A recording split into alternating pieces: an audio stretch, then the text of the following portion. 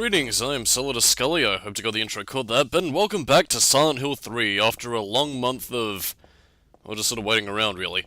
Unless, of course, you're watching this from the future, in which case this will probably be just a few seconds as the next video on the playlist uploads. Anyway, Silent Hill 3 finally lives up to its name and is currently playing in fucking Telesnap vision, or at least from my end anyway. And yeah, we're now in Silent Hill. It's been a while. And, again, I brought this up all throughout the commentary, but I think it bears repeating here. This is where Silent Hill 3's linearity really starts to make itself shown, because in every other Silent Hill game before this, you were pretty much able to explore, well, not exactly the entire town, but a good chunk of it at your leisure. Unlike other games, though, in Silent Hill 3, it really does give you the feeling that you're boxed in. For those of you who recognize the area, this is the area with Pete's Bolorama, basically up from Jack's Inn up until the Brookhaven Hospital, which I will be getting to in a little bit. Yeah, this is really boxed in. You're not exactly exploring Silent Hill. And again, I brought up... excuse me. I brought up before that it does kind of mesh well with the story structure, but I figured I might as well just point out the linearity, just so that a lot of people get what I'm talking about here when I'm discussing Silent Hill 3 from a level design standpoint. Well, I mean, from a level design standpoint, Silent Hill 3 is pretty much just an improvement on the formula of all the games, really. Well, up to this point, but, you know, I think it does bear repeating about how much more streamlined Silent Hill 3 is comparatively to its predecessors. But nonetheless, you know, still a fantastic game despite that. But before we head off to our destination, which is the hospital, we shall now make a detour to Heaven's Night, the sexy strip club from Silent Hill 2, which is unfortunately lacking in its musical track, which does disappoint me slightly, because I really like that musical piece. In we go. Yay, it's all nostalgic, kind of. I really wish this would stop lagging. In fact, excuse me for a second. Okay, and we're back. Sorry about that, just had to get everything loaded up. Yeah, you can't explore the rest of this building, unfortunately, so yeah, no examining the liquor bottles for Heather. And basically what here, we get a woman with long black hair named Maria. I guess it's meant to be a reference to Silent Hill 2, but that doesn't really make any sense, although one could imagine that it's an allusion towards Alessa as well. Well, I mean, Alessa wasn't a stripper, obviously, but I guess the long black hair is a vague sort of thing? I don't know. Welcome to Silent Hill. This is pretty much the same brochure you'd see in Silent Hill 2 in the Woodside Apartments. Not going to bother reading this since, again, this is basically just there to be kind of a piss take on pretty much what Silent Hill is. The quiet little resort town. Well, I mean, I say a piss take, but I don't know, just there for a bit of contrast, much like the gun in the shopping cart in Silent Hill 2. That's basically all this place is, really. Just a massive Silent Hill 2 reference. That kind of puts a bad taste on my mouth saying it that way. Don't really know why. I guess what this area is basically here to say is that it's pretty much a place to stock up on ammunition, health, basically it's more of a breather room, really, after the missionary boss fight. So yeah, well, I guess also acting in preparation for the hospital section, which, well, I'm gonna say it outright right now, that is my least favourite area in the game. I say area, level, whatever's your poison. I'll get into why as we go along, and believe me, I will, because, you know, we've got a long chunk of level without cutscenes, and I'm doing this without Jesus. Yeah, pendulums. Anyway, I'm doing this also without commentary tangents, so we're pretty much doing this freestyle, so if I stutter like an idiot, like I have done more than a few times, and if I remain quiet for a brief few seconds, that's not necessarily because I don't have anything to say, it's because my editor is kind of lagging, which, yeah, kind of don't want to lose all this, so apologize if I'm just a little bit rambly today. And... okay, we're moving? Okay, we're moving. Yeah... okay, should I get into the complaint early on? I suppose I might as well. I mean, again, I did say in the previous part that from this point on I'm going to be spoiling the story rotten with all the symbolism and everything, so yeah, prepare for that. This is Brookhaven Hospital. People from Silent Hill 2 would obviously know this as the same hospital that... actually, no, Eddie wasn't even here. I think it was just James and Maria, actually, who visited this place. And it was basically a mental hospital. Brookhaven was established in the 1800s, as was explained by the Historical Society, and this place was built up specifically to treat mental patients. Now, Silent Hill does have another hospital, it's Alchemia Hospital, which we visited in Silent Hill 1, if you'll remember that from the commentary. And in a nutshell, basically what that was meant to be was a general hospital, you know, there to treat illnesses and all that sort of stuff. And it was very interesting, well, I mean, interesting in the sense that the town has two specific hospitals, which gives us the impression that Silent Hill is a little bit more developed as time has gone on, which is, pretty interesting when you think about it. But yeah, the fact that we're going to a location in Silent Hill 2 really does kind of highlight a little something to me, in the sense that, while I don't exactly expect Team Silent to have kept a lot of the level data from Silent Hill 1, whether or not that was compatible with the PlayStation 1 to PlayStation 2, I don't really think would have been the case, but then again, I'm not a video game designer, so I really can't say specifically. To me, the fact that they're using Khmer in place of... wait, I got that backwards. The fact that they're using Brookhaven Hospital in place of Al Khmer, it does strike me as a little bit lazy, considering the fact that, again, the hospital is meant to bring back memories of Alessa's time in Al Khmer when she was under the watchful eye of Dr. Kaufman and Lisa Garland. Basically, when she was spending 7 years inhabiting her body just there. And, while it isn't exactly made explicitly clear, that's what the implication is, but the fact that they're using Brookhaven just feels a little bit less impactful. Especially considering the fact that, as we'll see later, Silent Hill 3 does go out of its way to, give a spiffy PS2 update to some of the areas in Silent Hill 1. What I mean about that is that something we'll get to a little bit later, but it just kind of rubs me the wrong way. And I guess I'll stop that tangent for now because I got plenty more to talk about. Namely with this. This is Stanley Coleman, a man who has left plenty of diaries around the hospital, and you will see this man's delusions as he proclaims his love to Heather Mason, a woman he doesn't even know, and, spoiler alert, you'll never actually get to meet, technically speaking, unless of course you go down to the hospital basement, which we won't be until next time. Now, I guess jumping the gun a bit to explain Stanley Coleman's whole deal is that basically he was a member of the cult who was, well, forced into the mental asylum, and I don't think are very well explained, not necessarily in a bad way, mind you, but more so because he was shoved into this place implicitly because he had psychokinetic powers similar to that of Alessa and Claudia. And because of that, he was able to see visions of Heather, or I guess what he was meaning to say was Alessa, and I guess in some way it could be implied that this was how Claudia, well, I guess not necessarily Claudia, but this is how the cult knew of Heather's new identity. I mean, I suppose you could easily explain that as Claudia as well, but I think the fact that Stanley Coleman knows her as Heather probably would have been a pretty big clue as to how Claudia would have been able to identify, since Claudia herself tends to identify Heather as Alessa. Wow, man, this identity stuff is very confusing, but again, you see what I'm getting at here. So I guess, and again, this is purely my speculation here, because of the fact that Stanley was no longer needed since, they had Douglas to go off and find Heather Mason, they locked him up in here, and basically Stanley was left to deal with Claudia's father, Leonard Wolf, who, well, we'll be getting to him next part, since there's a very important phone call that we'll have to talk about. Well, actually, no, I can talk about Leonard as well, because he was mentioned by Douglas earlier on. Jesus Christ. But yeah, in a nutshell, Stanley's fate, well, I'll pretty much leave it up to the ending to decide. Well, not necessarily the ending of the game, also the number 7 portion of the commentary. Even though part 7's already passed, but you'll find out what I mean a little bit later. Yeah, needless to say though, things don't end well for Stanley Coleman. Basically, I don't know, I'm gonna keep that a secret for now. Anyway, my second problem with the hospital. Again, I already talked about the lazy bit of reuse. Again, I'll get into that a little bit later as to why it disappoints me fully, but the hospital itself, I don't think is necessarily a bad level. To me, it just sort of lacks a little bit of something that Silent Hill 2 had, which, again, isn't entirely fair to Silent Hill 3, since Silent Hill 2 focused more on, the more emotions and the more psychological side of everything, whereas this game specifically focuses more on, in Silent Hill 3, it's a lot more... I don't know how to describe it, really. It's just...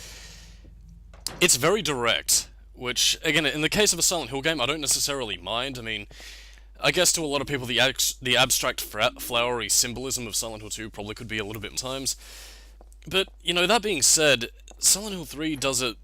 Again, this is pretty much the exposition dump, but not done with verbal communication. Like, I mean, I mentioned it before with the Stanley Coleman diaries, but this is pretty much your, explanation as to how... basically how the cult found Heather. And later on, you'll also find out about Claudia's relationship with Leonard Wolf, and, well, I mean, Again, this is pretty much the exposition chapter, and again, while it does still deliver in horror, especially with a certain segment later on, it's something that to me is just... Well, it's annoying for two reasons, and it's mostly down to enemy design. And not necessarily in the sense of, the physical design, because Masahiro Ito's creations are fucking fantastic. It's mostly down to the nurses and the slurpers, which I was going to mention the symbology of them, and, well, mostly because I don't have my commentary tends to help out, and I feel that they're more applicable next time. But, yeah, the slurpers are a big reason. The second issue is also the nurses, and, not necessarily for the same reason as the slurpers, mind you, as in the sense that they're annoying enemies to deal with. More so for the fact that I don't feel like the nurses are really that applicable to Silent Hill 3. I mean, they're meant to be a callback to the puppet nurses of Silent Hill 1, which are basically there to be the doctors that tormented the lesser, save for Lisa Garland, obviously, but, the thing of it is that the nurses' design here, unlike Silent Hill 1, they use the... Again, I don't think it's the exact same design, but it's pretty much an altered model of the bubblehead nurses from Silent Hill 2. I mean, the design is a little bit different. I mean, the design is quite as sexy. It's done as a little bit more like a pale dead nurse. It's basically more like a Shibito from Forbidden Siren, actually. But again, I think you can see what I'm getting at here. The design is very sort of generic, and I feel as if, without Lisa Garland's presence, or, even... It's just a little bit lazy, since, when you think of Silent Hill monsters, what do you think of first and foremost? You think of Pyramid Head, and you think of the sexy nurse. And in the case of Silent Hill 3, it doesn't feel quite as strong symbolically, since, this would have been a prime opportunity to bring back the puppet doctors if you were going to go out of your way to bring back, the nurse enemies from Silent Hill 1. They don't do that, and that disappoints me, because the doctor enemies in Silent Hill 1 were utterly fucking I keep on mixing my sentences between scary and creepy, but yeah, they're fucking terrifying, man. Like, I mean, far more so than the nurse variants, in my opinion. I mean, again, I don't know if that's my fear of hospitals creeping in, but again, it's just how I feel about it.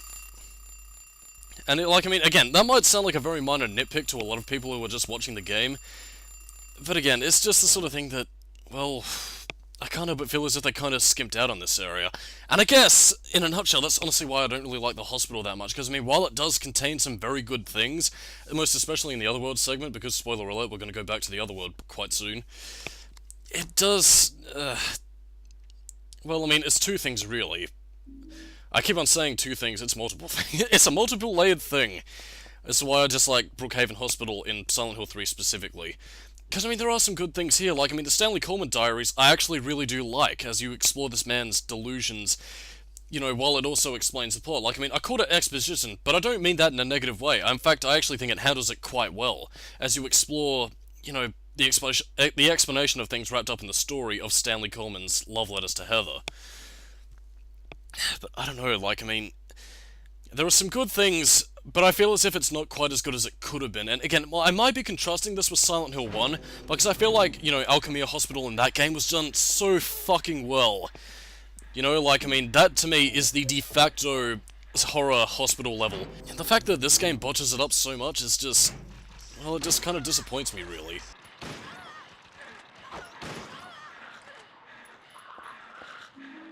Oh, by the way, a fun fact actually, and something I actually didn't notice until this very playthrough, is that if you can listen to the breathing noises of the nurse, that is actually a slightly sped up version of Harry Mason's breathing noises from Silent Hill 1. So yeah, Michael G still has voice lines in this game. How about that? Yeah, I managed to motor-mouth my way through half the video. Still got a good 10 to 20 minutes, actually no, 10 minutes left, I believe. Yeah, sweet, I kind of managed to get all of my tangents out in one go. Yeah, interesting things about the nurses as well, and again, the thing that does kind of make them annoying as enemies, while not to the same degree as the Slurpers, obviously, they have two methods of attack, one of which is with the pipes, and again, they behave typically, swing to attack. There is also another variant, one that has a pistol. Yes, apparently the enemies can fire guns now. Hated it in Forbidden Siren, and it's not quite as annoying here, actually.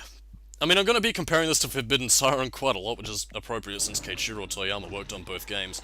Well, Silent Hill 1, but again, you get the point. In Silent Hill 3, it's not quite as bad, because if you can, get the jump on the nurses quite quickly and stop them from firing, you know, you have a chance of survival, whereas in Forbidden Siren, the Shibito were some of the most annoying enemies in the game, purely because of the fact that they had rifles that could just one-shot you, which, admittedly, is very realistic, but at the same time, in the purposes of a video game, I dislike it because, you know, one-shot death, and they're surprisingly fucking accurate for people who are supposed to be dead. I mean, again, you could say, you know, demon enhanced, whatever, but that pisses me off. Anyway, we use the nail polish remover. Again, this is... I suppose also the fact that I guess another reason why this level could also be attributed to a little bit of a lackluster, I guess, area for the rest of the game is also for the fact that I think this is around about the point where I think I start to notice Silent Hill's formula setting in. You know, go to a room, solve a bunch of puzzles, try and dodge the enemies, and go down the stairs and find someplace else to do. Again, not that it's a bad thing, mind you, but I don't know. This area is lacking for me. I'm repeating myself, but you know, this area is just... This, though, is admittedly very creepy, though. I really love the symbolism of the wheelchair, by the way. Like, I mean, that feeling of being trapped and immobile, I think, is actually very clever symbolism. And, you know, similar to Masahiro Ito's philosophy on the mouth, and how that represents inward pain trying to scream outward. Again, it's a very clever bit of symbolism, and something that I can't help but love. See, you know, it's not all bad in the hospital. I still have positive things to say. And since there's a cutscene coming up, I will take a drink of the Pepsi, and you will enjoy this brief clip of Heather taking a picture.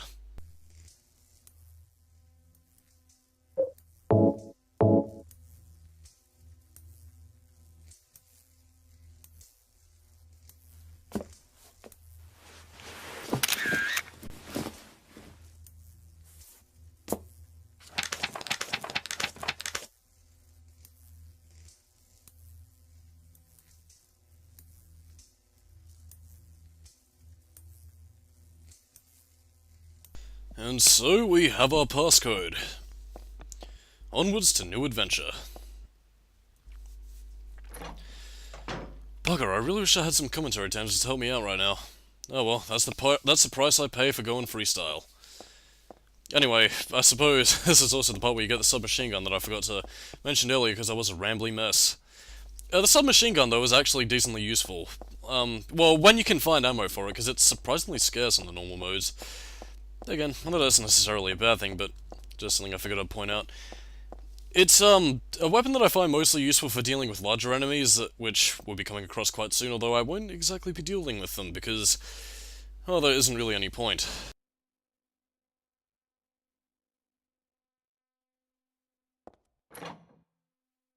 And now we will see vague sunlight-ish thing. Oh dear.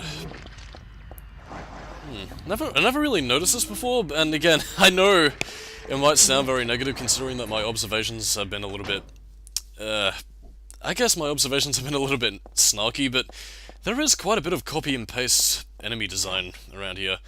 I mean, again, it does sort of make sense if you envision the closers to be Dahlia Gillespie, but I mean, in a general sense though, kind of weird for them to be just placed on the roof when they didn't really need to be. Again, oh, by the way, if you check up on the roof, that area where James Sunderland was knocked off by Pyramid Head, that's completely fixed.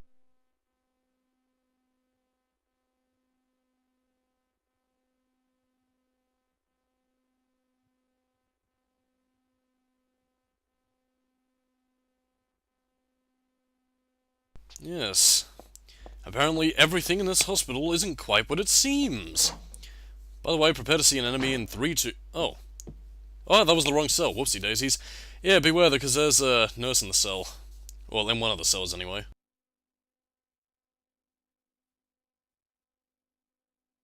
I would be reading these, but I'm pretty sure you could probably read these for yourself.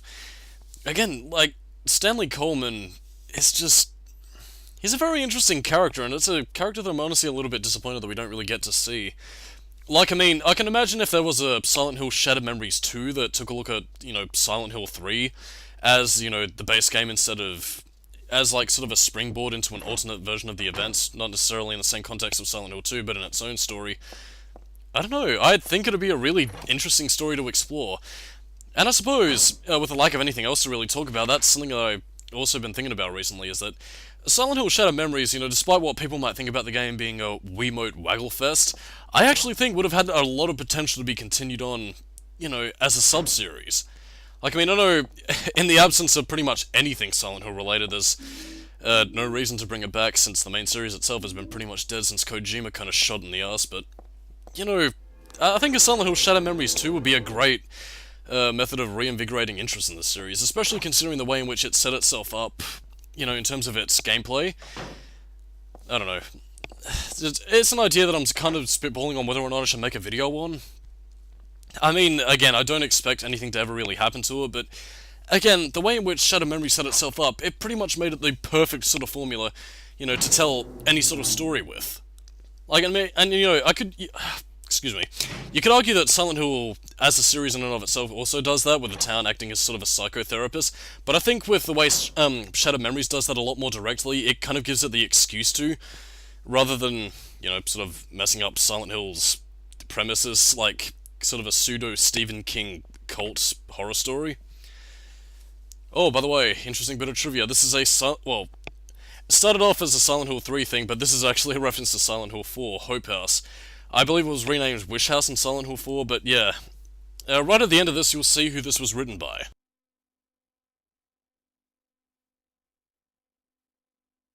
I really do find this actually very interesting, though, because it does give you a little bit of insight into the orphanages and basically just how strong of an influence the cult held over the town. Which, again, I say this as the exposition chapter of the part of Silent Hill, but I mean, it really does ring true, because this does go... Well, again, it doesn't go that deep into it, but it does just go to show how big of a stranglehold the cult really had on the town of Silent Hill. So deeply, in fact, to the point where it pretty much had a large influence over the families and children, and just how the town was run, which, again, I find so interesting. And yeah, Joseph Schreiber, I'm not too sure. Anyway, for those of you who have seen my Silent Hill test commentary back in 2014, you'll pretty much know what happened to him. Yeah, we're coming to the end of this part. I do apologize for the moments of silence again. I don't really have any other commentaries. Been a while since I've done this as well, but I've actually had a bit of fun recording this. I mean, again, I've been slightly negative, but it's Silent Hill. I can't not get excited about this series, man. And this is Stanley Coleman's final note. I'm a little bit disappointed we don't actually get to physically meet Stanley Coleman, but and then again, I suppose he'd probably play himself off as a slightly more stalker-obsessed Vincent, so who knows, really. Also, I think it probably would have been a little bit more interesting to use Stanley in the Silent Hill 3 movie than, basically whatever that is. Again, I could go on a tirade about fucking Silent Hill Revelations, but nevertheless, I will probably save that for a later date. Probably for a Silent Hill 3, or probably for Silent Hill Dissected, actually. Speaking of which, I should probably get around to working on Silent Hill 3 Dissected. Well, I need to finish it up, obviously, but again, we are running out of time, so on that note, I am Solidus Scully, keep it new metal, and next time on Silent Hill 3 commentary, more cutscenes, and hopefully I'll have a little bit more to talk about. See you then.